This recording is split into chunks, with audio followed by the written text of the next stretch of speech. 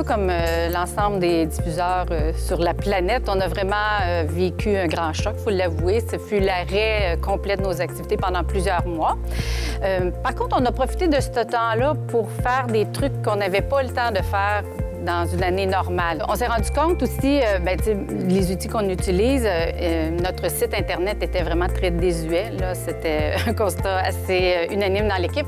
Donc, on a profité de ça pour justement déposer une demande dans le cadre du FAR et puis de vraiment refaire une refonte complète de notre site Internet pour qu'il soit beaucoup plus facile d'utilisation, beaucoup plus intuitif. Mais en fait, on voulait surtout une utilisation plus facile parce qu'on avait beaucoup trop de sections dans le site précédent. Les gens se perdaient dans leurs recherches parce qu'en fait, ils ne pouvaient pas faire de recherche non plus.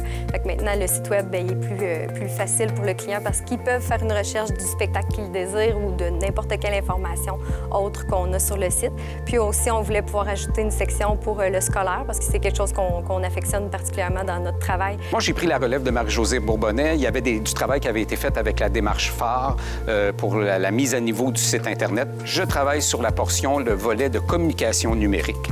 Grâce à l'aide technique offerte par la SADC, on a mis en place une démarche pour analyser différentes facettes de la communication numérique. On a eu 4 chantiers. Un chantier vraiment de marketing numérique où on a identifié comment on ferait pour être présent sur les différentes plateformes numériques, Instagram, Facebook. L'autre volet sur lequel on a travaillé, c'est notre infolette à nos clients. On a développé différents créneaux d'infolette dépendant du type de clientèle. On a travaillé sur notre offre à nos partenaires. Et le dernier chantier, ça a été de remettre à niveau la fameuse carte VIP à nos abonnés. Ce qu'on va faire dans la suite, c'est vraiment de bien maîtriser les nouveaux outils de communication numérique qu'on va mettre en place. Si on parle de marketing numérique, pour nous autres, c'est un virage très important. C'est une nouvelle façon de rejoindre notre clientèle. Ma principale ambition, c'est que les gens sachent que si je veux aller voir un spectacle, je vais chez Azimut Diffusion.